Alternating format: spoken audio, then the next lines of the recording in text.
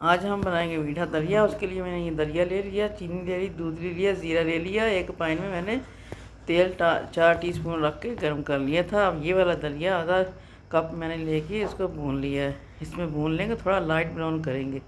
आपने ज़्यादा बनाना है तो एक प्याली, जैसे आपने जितना बनाना है उतना डालें।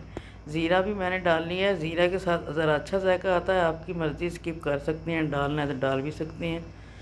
थोड़ा इसको भून लेंगे ऐसे। 3-4 टीस्पून मैंने ये चीनी डाली है।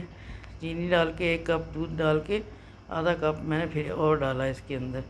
अब इसको डाल के इसको अच्छी तरह पका लेंगे। तकरीबन 3-4 मिनट लगते हैं। बहुत झटपट ये दलिया बनता है।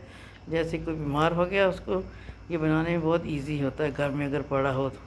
इसको थोड़ा 3-4 मिनट पका के अब मैंने एक ये डिश रख ली, इसके अंदर डालेंगे, बनाएंगे। आप भी ऐसे बनाएं, खाएं, एंजॉय करें, शेयर करें, लाइक करें, सब्सक्राइब भी किया करें मेरे चैनल को। नई वीडियो में, लेकिन इंशाल्लाह